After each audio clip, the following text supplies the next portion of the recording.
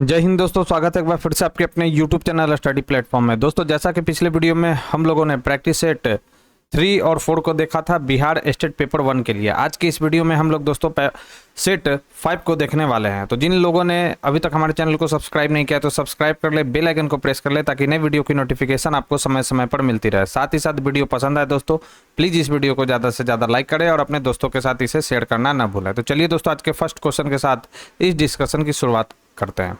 First हमारा question है दोस्तों कि किसी वस्तु में किसकी उपस्थिति के कारण वह विद्युत का सुचालक होता है। तो विद्युत का जो सुचालक होता है किसकी उपस्थिति के कारण होता है, तो यह होता है इलेक्ट्रॉन की उपस्थिति के कारण। करेक्ट आंसर हो जाएगा ऑप्शन सी। नेक्स्ट है, किस तापमान पर तरल अपनी तरल अवस्था से ठोस अवस्था में परिवर्तित होता है उसे क्या कहा जाता है। तो जिस तापमान पर तरल अपनी तरल अवस्था से ठोस अवस्था में परिवर्तित होता है उसे हम लोग क्या नाम से जानते हैं, तो हिमांक बिंदु के नाम से जानते हैं। करेक्ट आंसर क्या हो जाएगा, ऑप्शन बी। नेक्स्ट है, खाली स्थान एक सतही परिघटना है। तो याद रखना है, वाष्पीकरण जो है एक सतही परिघटना है। करेक्ट आंसर हो जाएगा सी। नेक्स्ट है, इनमें से कौन सा वैद्युत उपकरण जूल के तापन नियम पर आधारित नहीं है। तो जूल के तापन नियम पर आधारित कौन सा नहीं है, तो वैद्युत प्लग एवं स्विच, जो कि जूल के तापन नियम पर आधारित नहीं है। जबकि इलेक्ट्रिक केतली, इलेक्ट्रिक आयरन, विद्युत परिपथ में प्रयुक्त फ्यूज, ये सभी के सभी जो है जूल के तापन के नियम पर आधारित है। नेक्स्ट है, श्वसन तंत्र से संबंधित विभिन्न रोग किस प्रकार के प्रदूषण के कारण होता है। तो यह जो होता है वायु प्रदूषण के कारण होता है। करेक्ट आंसर हो जाएगा ऑप्शन ए। नेक्स्ट है, निद्रालु रोग यानी स्लीपिंग सिकनेस इनमें से किसके कारण होता है। तो स्लीपिंग सिकनेस किसके कारण होता है दोस्तों, इंपॉर्टेंट सवाल है। तो सीसी मक्खी के कारण स्लीपिंग सिकनेस नामक रोग होता है। करेक्ट आंसर हो जाएगा ऑप्शन सी। नेक्स्ट है, दाद यानी रिंगवर्म किस बीमारी की किस प्रकार की बीमारी। तो रिंगवर्म किस प्रकार की बीमारी है, तो यह है दोस्तों कवकीय, ये नहीं फंजाई, यह डिजीज है रिंगवर्म।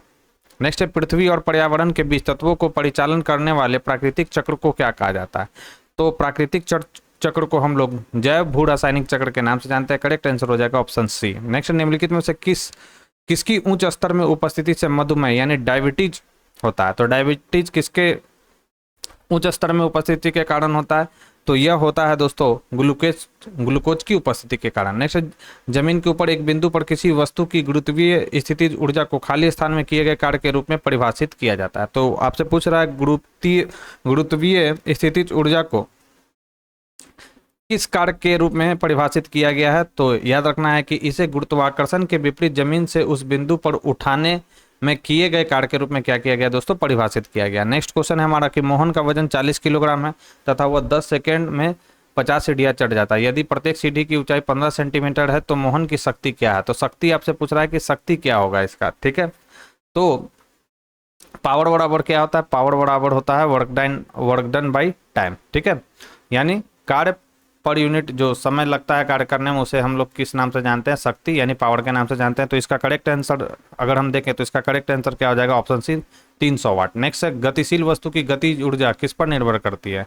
तो यह आपने पढ़ा होगा काइनेटिक एनर्जी बराबर क्या होता है, हाफ mv²। तो यह किस पे निर्भर कर रहा है, वेलोसिटी पे और मास पर, यानी द्रव्यमान और वेग पर यह डिपेंड कर रहा है। करेक्ट आंसर हो जाएगा 12 का डी। नेक्स्ट है, खाली स्थान के कणों की गतिज ऊर्जा अधिकतम होती है। तो किस कणों की गतिज ऊर्जा अधिकतम होती है, तो गैस के कणों की गतिज ऊर्जा अधिक होती है। नेक्स्ट है, ऊपरी प्रणोद और भार में प्रयुक्त होता है। तो ऊपरी प्रणोद और भार में क्या प्रयुक्त होता है, तो विपरीत दिशा में यह जो होता है प्रयुक्त होता है। नेक्स्ट है, किसी वस्तु को तरल पदार्थ पर रखे जाने से उत्पन्न ऊर्ध्वगामी दबाव को क्या कहा जाता है। तो इस दबाव को हम लोग किस नाम से जानते हैं, तो बॉयंट फोर्स के नाम से जानते हैं। करेक्ट आंसर हो जाएगा ऑप्शन है। नेक्स्ट, यदि हम किसी दिए गए बल के क्षेत्र को बढ़ाते हैं तो इससे दाब प्रति इकाई क्या होगा। तो प्रेशर बराबर क्या होता है, फोर्स पर यूनिट एरिया होता है। तो अगर हम क्षेत्रफल को बढ़ाएंगे, अगर ये बढ़ेगा तो क्या हो जाएगा, प्रेशर हमारा घटेगा। तो प्रेशर हमारा क्या हो जाएगा दोस्तों, प्रेशर हमारा कम हो जाएगा। नेक्स्ट है, बर्फ पानी पर तैरती है क्योंकि इसका घनत्व क्या होता है। तो बर्फ पानी पर क्यों तैरता है दोस्तों, क्योंकि इसका जो घनत्व होता है पानी के घनत्व से क्या होता है, कम होता है, इसलिए बर्फ जो है पानी पर तैरता है। नेक्स्ट है, एक समूह के तत्व में एक समान रासायनिक गुण होते हैं क्यों होता है ऐसा। तो याद रखेंगे, उनकी समान इलेक्ट्रॉनिक समाकृति के कारण समान रासायनिक गुण पाया जाता है एक समूह में यानी ग्रुप में। नेक्स्ट है, न्यूलैंड के अष्टकों के नियम में निम्न तत्वों में से कौन सा तत्व अंतिम तत्व था, ये पूछा जा रहा है, इंपॉर्टेंट सवाल है। तो कौन सा तत्व न्यूलैंड के अष्टक के नियम में अंतिम तत्व था, तो उस तत्व का नाम है थोरियम। करेक्ट आंसर हो जाएगा ऑप्शन सी। नेक्स्ट, निम्नलिखित में से कौन सा डोबिनियर त्रिक का तीसरा सदस्य है जिसमें लिथियम और सोडियम भी शामिल होते हैं, तो वह कौन सा है दोस्तों? करेक्ट आंसर हो जाएगा पोटासियम।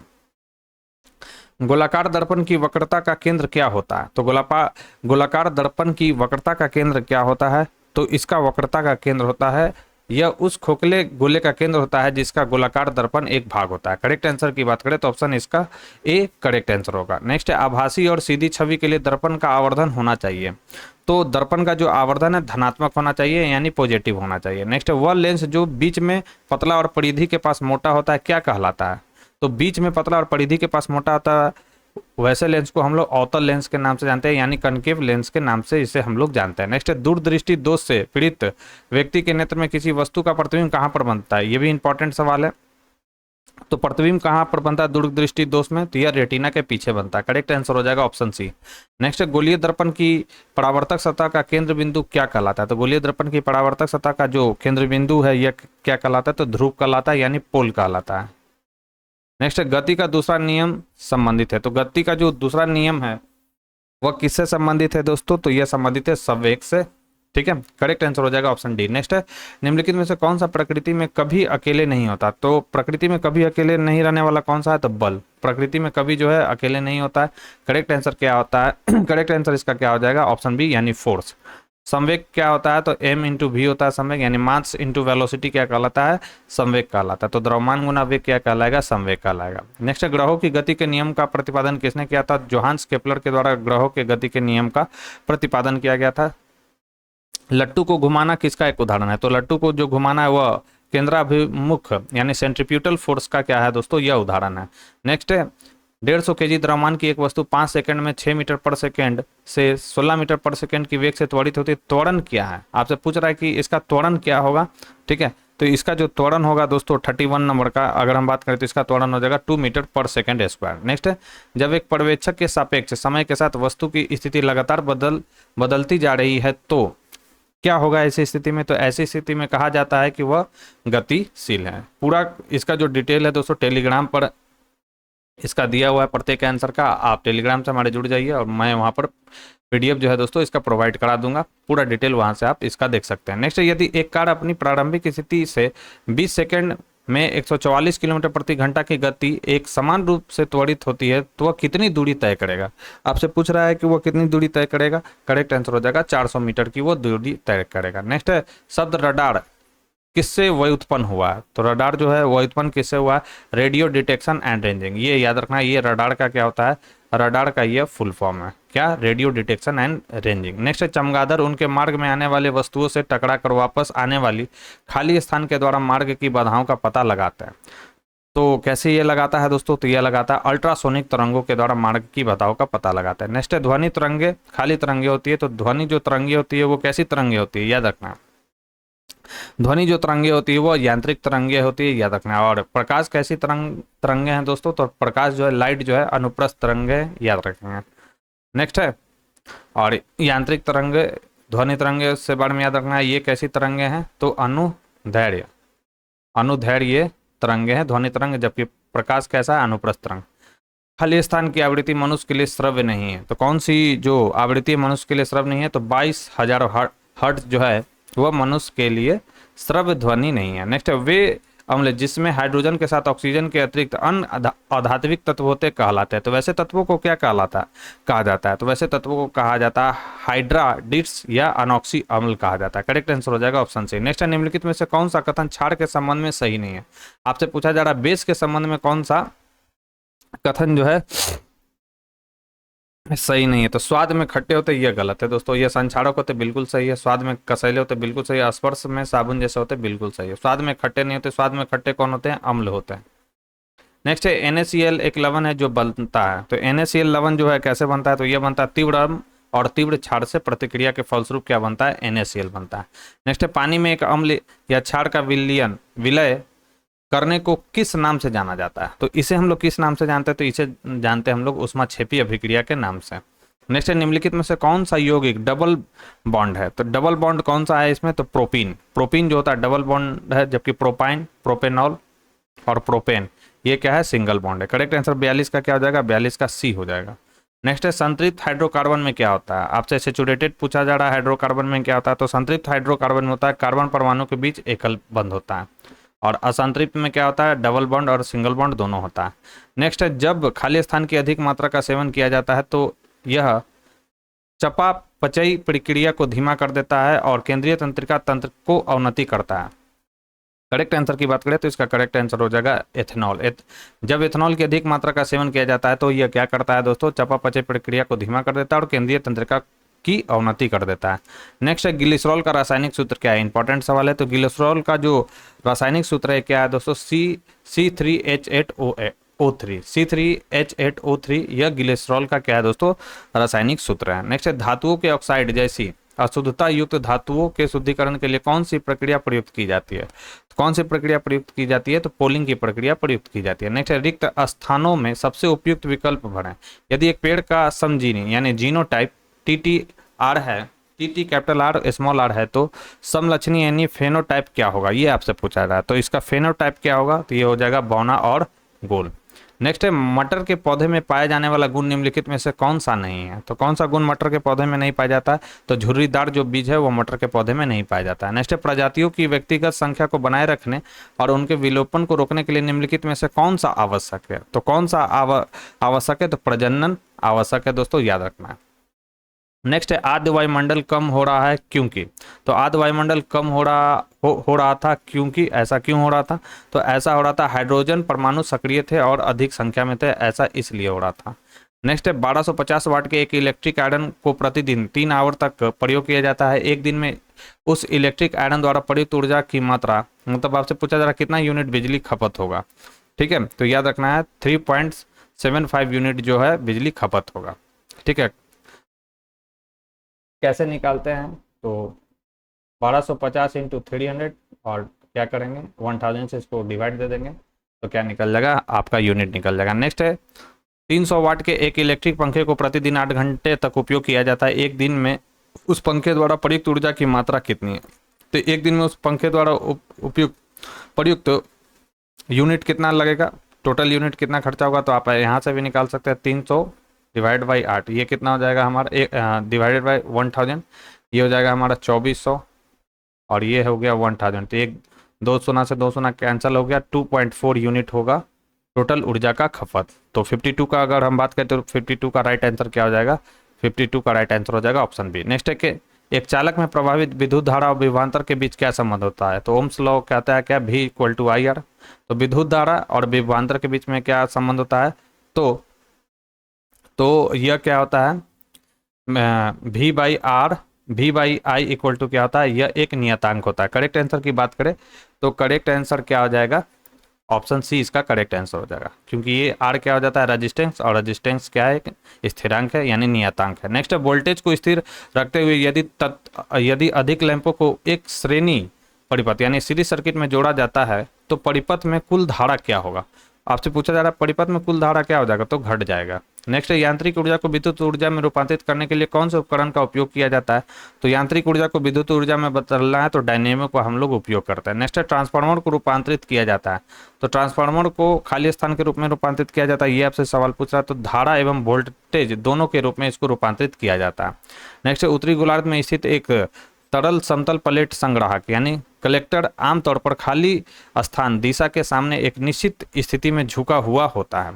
तो किस दिशा में यह झुका होता है? याद रखना है दक्षिण दिशा के सामने एक निश्चित स्थिति में झुका होता है। 57 का करेक्ट आंसर हो जाएगा ऑप्शन सी। नेक्स्ट है एक अर्ध तरंग दिष्टकारी ट्रांसफार्मर की द्वितीयक पर शिखर वोल्टता 20 वोल्ट है। दृष्टिकृत तरंग की औसत वोल्टता क्या होगा? आपसे पूछ रहा है एवरेज वोल्टेज, इसका क्या होगा? करेक्ट आंसर हो जाएगा 6.36 वोल्ट। नेक्स्ट है डोमेस्टिक एसी यानी अल्टरनेटिंग करंट आपूर्ति में आरएमएस का मान कितना होता है? तो इसमें जो आरएमएस का मान होता है वो होता है 0.707। नेक्स्ट है एन फेरों वाले कोई कुंडली से उत्पन्न चुंबकीय क्षेत्र एकल फेरे द्वारा उत्पन्न चुंबकीय क्षेत्र की तुलना में कितना गुना होता है? तो यह जो होता है कितना गुना होता है? n गुना होता है। नेक्स्ट है दूध को दही में बदलने के लिए किस बैक्टीरिया का प्रयोग किया जाता है? इजी सवाल है, लैक्टोबैसिलस बैक्टीरिया का। नेक्स्ट है राइजो राइजोइड राइजोइड के लिए निम्नलिखित में से कौन सा सही है, ये आपसे पूछा जा रहा है। तो इसमें से कौन सा सही है दोस्तों, तो पौधे की सहायता से यह अध स्तर से जुड़ जाता है, ये स्टेटमेंट बिल्कुल सही इसमें दिया गया है। नेक्स्ट टेरिडोफाइटा होते हैं, तो टेरिडोफाइटा में क्या होता है, याद रखना, टेरिडोफाइटा में बीज रहित संवहनीय पौधे हैं, इन्हें क्या कहा जाता है, टेरिडोफाइटा कहा जाता है। नेक्स्ट भारतीय उपमहाद्वीप में पाए जाने वाले किस पौधे का वानस्पतिक नाम ब्यूटिया मोनोस्पर्मा है, तो ब्यूटिया मोनोस्पर्मा किसका साइंटिफिक नेम है, तो यह पलाश का साइंटिफिक नेम है। नेक्स्ट है कवक की कोशिका भित्ति किससे बनी होती है, तो कवक की कोशिका भित्ति काइटिन की बनी होती है। इंपॉर्टेंट सवाल है। हवा एक है, तो हवा एक कैसा है दोस्तों, तो हवा एक जो है दोनों तत्वों और यौगिकों का क्या है दोस्तों, हवा एक मिश्रण है। नेक्स्ट है द्रव्यमान के आधार पर अमोनिया में नाइट्रोजन और हाइड्रोजन का निश्चित या स्थिर अनुपात ज्ञात कीजिए, तो कितना है अनुपात इसका, तो यह है 14:3। नेक्स्ट निम्नलिखित में से कौन सा परमाणु के बारे में सही नहीं है, परमाणु के बारे में आपसे बोला जा रहा है कि कौन सा सही नहीं है, तो दो तत्वों के परमाणु समान होते हैं, यह स्टेटमेंट गलत है, जबकि वे 10⁻⁻10 मीटर क्रम के प्रसरण में होते, बिल्कुल सही है। परमाणु आकार में बहुत छोटे होते, बिल्कुल सही है। एक तत्व के परमाणु सभी अवस्थाओं में समान होते, बिल्कुल सही है। 68 का करेक्ट आंसर क्या हो जाएगा, ऑप्शन है। नेक्स्ट है N2 गैस के 0.5 मोल के द्रव्यमान की गणना करें, कितना मोल द्रव्यमान की यानी मास आपको निकालना है, कितना हो जाएगा 0.5 मोल N2 गैस में, तो करेक्ट आंसर इसका क्या हो जाएगा, तो 14 ग्राम होगा। नेक्स्ट है दिया गया प्रतीक तत्व का प्रतिनिधित्व करता है, तो किस तत्व का यह प्रतिनिधित्व करता है, तो याद रखेंगे ये हाइड्रोजन तत्व का प्रतिनिधित्व करता है। करेक्ट आंसर हो जाएगा डी। नेक्स्ट है जेम्स चैडविक, जिन्होंने 1932 में क्या किया था, न्यूट्रॉन की खोज की थी। करेक्ट आंसर हो जाएगा ऑप्शन डी। ठीक है, 71 का क्या हो जाएगा दोस्तों, डी। नेक्स्ट है एक तत्व की परमाणु संख्या 13 है, तो इस तत्व में कितने सेल होंगे, ये आपसे पूछा जा रहा है कि इस तत्व में कितने सेल होंगे। करेक्ट आंसर हो जाएगा 3 सेल होंगे। नेक्स्ट है खाली स्थान की रासायनिक विशेषताएं एक समान होती है परंतु परमाणु द्रव्यमान भिन्न होता है, बहुत बार ये सब क्वेश्चन आ चुका है, समस्थानिक। नेक्स्ट है ग्रेफाइट परमाणु में संयोजी इलेक्ट्रॉनों की संख्या कितनी होती है, तो ग्रेफाइट परमाणु में संयोजी इलेक्ट्रॉनों की संख्या कितनी होती है, तो 4 होती है। नेक्स्ट निम्नलिखित में से किसका ऊर्ध्वपातन किया जा सकता है, तो याद रखना है किसका ऊर्ध्वपातन किया जा सकता है। करेक्ट आंसर की बात करें तो अमोनियम क्लोराइड यानी NH4Cl का क्या होता है, सब्लिमेशन हम लोग कर सकते हैं, क्योंकि यह ठोस से डायरेक्ट गैस में कन्वर्ट हो जाता है। नेक्स्ट निम्नलिखित में से कौन सा जंतु उभयचर यानी एम्फीबिया श्रेणी के अंतर्गत आता है, तो एम्फीबिया श्रेणी के अंतर्गत कौन सा आता है, तो ये आता है टोड। करेक्ट आंसर हो जाएगा ऑप्शन है। नेक्स्ट है मत्स्य वर्ग यानी पीसीज पूर्ण रूप से जलीय जंतु है। निम्नलिखित विकल्पों में से कौन सी उनकी एक विशेषता नहीं है, कौन सी उनकी एक विशेषता नहीं है, ये आपसे पूछा जा रहा है। ये उष्ण रक्त वाले जीव होते हैं, यह उनकी विशेषता नहीं है, जबकि उनकी त्वचा सल्कों से ढकी होती है, बिल्कुल सही है। उनके हृदय में केवल 2 प्रकोष्ठ होते हैं, बिल्कुल सही है। वे अपने गलफड़ों का उपयोग करके पानी में घुलित ऑक्सीजन प्राप्त करते हैं, बिल्कुल सही है। नेक्स्ट है खाली स्थान कोशिका की एक प्रकार की अवशिष्ट निस्तारण प्रणाली है, वे किसी भी बाह्य सामग्री के साथ साथ खराब हो चुके कोशिकाओं को पचाकर कोशिका को साफ करने में मदद करते हैं। तो यह किसके बारे में कहा जा रहा है, तो यह कहा जा रहा है लाइसोजाइम के बारे में। करेक्ट आंसर हो जाएगा बी। नेक्स्ट है इनमें से कौन सा तरल पदार्थ आंत से अवशोषित वसा को ग्रहण करता है और अतिरिक्त द्रव को अतिरिक्त कोशिकीय स्थान से वापस रक्त में ले जाता है, तो वह कौन सा तरल पदार्थ है, तो उस तरल पदार्थ का नाम है लसिका यानी लिम्फ। नेक्स्ट है निम्नलिखित में से अर्ध सूत्रण के लिए कौन सा कथन सत्य नहीं है, कौन सा कथन अर्ध सूत्रण के लिए सत्य नहीं है, तो अर्ध सूत्रण के परिणाम स्वरूप परिणामी कोषों में गुणसूत्रों की संख्या दोगुनी होती है, यह बिल्कुल गलत है दोस्तों। अर्धसूत्रण 2 चरण में होते, बिल्कुल सही है। अर्धसूत्रण यानी मियोसिस की ये बारे में बता रहा है। ये जनक कोषों के जीन परिणामी कोषों में मिश्रित हो जाते, बिल्कुल सही है। जनन ग्रंथि यानी गोनाइड में अर्ध गुणसूत्र युग्मक के उत्पादन के लिए होता है, बिल्कुल यह भी सही है। नेक्स्ट है मैग्नीशियम निम्नलिखित में से किसका संघटक धातु है, तो मैग्नीशियम जो है पर्णहरित यानी क्लोरोफिल का क्या है दोस्तों, संघटक धातु है। नेक्स्ट है फलों और सब्जियों में स्थित कैरोटीन उन्हें कौन सा रंग प्रदान करता है, तो कैरोटीन उन्हें कौन सा रंग देता है दोस्तों, तो यह देता है नारंगी रंग। करेक्ट आंसर क्या हो जाएगा, ऑप्शन सी। नेक्स्ट है अस्थि खनिज युक्त ठोस संयोजी युक्तक है, इसका अनम्य अधात्री खाली स्थान तंतु एवं कैल्शियम लवण युक्त होता है जो अस्थि को मजबूती प्रदान करता है। करेक्ट आंसर की बात करें तो इसका करेक्ट आंसर हो जाएगा कोलेजन।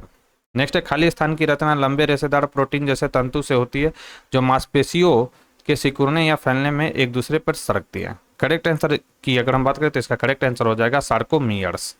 नेक्स्ट त्वचा की सबसे बड़ी परत क्या कहलाती है, तो त्वचा की जो सबसे बाहरी परत है वह क्या कहलाती है, तो एपिडर्मिस कहलाती है। नेक्स्ट, कौन सी कोशिकाएं पौधे के विभिन्न अंगों को जन्म देती है और पौधे को बढ़ाने में मदद करती है, तो उस कोशिका का नाम क्या है, तो उसका नाम है मेरिस्टेमेटिक। नेक्स्ट, खाली स्थान ऊतक संवहन पुल बनाते हैं, तो संवहन पुल बनाने का काम कौन से ऊतक करते हैं, तो जाइलम और फ्लोएम। नेक्स्ट, हाइटो हार्मोन क्या है, तो फाइटो हार्मोन क्या है, तो फाइटो हार्मोन किसे कहा जाता है, प्रकाश संश्लेषण के लिए इस्तेमाल किए जाने वाले पदार्थ को हम लोग फाइटो हार्मोन कहते हैं। करेक्ट आंसर हो जाएगा ऑप्शन सी। नेक्स्ट, पृथ्वी या गुरुत्वाकर्षण के खिंचाव की प्रतिक्रिया में अंकुर और जड़ों में क्रमशः ऊपर और नीचे की ओर होने वाले वृद्धि को क्या कहा जाता है, ये इंपॉर्टेंट सवाल है। तो इस वृद्धि को कहा जाता है गुरुत्वानुवर्तन। करेक्ट आंसर हो जाएगा ऑप्शन बी। नेक्स्ट, निम्न में से किस प्रक्रिया में ऊष्मीय ऊर्जा निर्मित होती है, तो ऊष्मीय ऊर्जा किसमें निर्मित होती है, तो श्वसन में जो है ऊष्मीय ऊर्जा निर्मित होती है। नेक्स्ट, पौधे में खाली स्थान अवशोषण और ऊपरी गतिविधि में जड़ों से पत्तियों तक पानी और खनिजों के संचरण में मदद करता है, तो कौन करता है दोस्तों, तो वाष्पो उत्सर्जन यह करता है। नेक्स्ट, 92 नंबर क्वेश्चन, जीवों के वर्गीकरण का कौन सा स्तर कुल यानी फैमिली और जाति यानी स्पीसीज के बीच आता है, तो कौन फैमिली और स्पीसीज के बीच आता है, याद रखना है वंश। नेक्स्ट है, मानव में वृक्क यानी किडनी में खाली स्थान द्वारा घुलनशील नाइट्रोजन यौगिक के रूप में उत्सर्जित उत्पादों को हटाया जाता है, तो याद रखना है किसके रूप में, तो नेफ्रॉन। तो मानव में वृक्क यानी किडनी में क्या होता है, नेफ्रॉन द्वारा घुलनशील नाइट्रोजन यौगिक के रूप में उत्सर्जित उत्पादों को क्या किया जाता है, हटाया जाता है। नेक्स्ट, निम्न में से कौन सा भाग प्रकाश को मानव आंख में प्रवेश करने की सुविधा प्रदान करता है, इंपॉर्टेंट सवाल है, तो वह है कॉर्निया। नेक्स्ट है, किस हार्मोन के स्राव के कारण हृदय की धड़कन एवं श्वसन दर में एक साथ वृद्धि होती है, यह भी इंपॉर्टेंट सवाल है, तो उस हार्मोन का नाम है दोस्तों, याद रखना है एड्रेनलिन। नेक्स्ट है, यदि खाली स्थान शामिल हो तो और भी अधिक विविधता उत्पन्न हो जाएगी, तो याद रखना है लैंगिक प्रजनन शामिल हो तो और भी अधिक विविधता उत्पन्न हो जाएगी। नेक्स्ट है, जल किस प्रकार का संसाधन है, तो जल जो है किस प्रकार का संसाधन है दोस्तों, तो यह चक्रीय संसाधन है। करेक्ट आंसर हो जाएगा 97 का डी। नेक्स्ट है, इनमें से कौन सा रोग जल प्रदूषण के कारण नहीं होता, तो हैजा इसमें से कौन सा जो रोग है जल प्रदूषण के कारण नहीं होता, तो प्लेग जो है दोस्तों वह जल प्रदूषण के कारण नहीं होता, जबकि हैजा, मियादी बुखार और अतिसार ये सब जल प्रदूषण से होने वाले रोग है। नेक्स्ट है, केंद्रीय प्रदूषण नियंत्रण बोर्ड द्वारा रात्रि के समय आवासीय क्षेत्रों के लिए प्रस्तावित मानक शोर स्तर कितना रखा गया, तो यह रखा गया है 45 डेसिबल। और आज के डिस्कशन का हमारा अगला सवाल है, इनमें से किसका ओजोन द्वारा ऑक्सीकरण नहीं हो सकता, तो याद रखना है KMnO4 यानी पोटेशियम परमैंगनेट का जो है दोस्तों ओजोन द्वारा ऑक्सीकरण नहीं हो सकता है। करेक्ट आंसर हो जाएगा ऑप्शन सी। तो दोस्तों ये थी हमारी आज की डिस्कशन। यह डिस्कशन आपको कैसा लगा मुझे कमेंट बॉक्स में लिखकर जरूर बताएं दोस्तों। साथ ही साथ अगर ये वीडियो पसंद आई हो दोस्तों तो प्लीज़ इस वीडियो को ज़्यादा से ज़्यादा लाइक करें और अपने दोस्तों के साथ इसे शेयर करना ना भूलें। तो आज के लिए बस इतना ही दोस्तों, थैंक यू।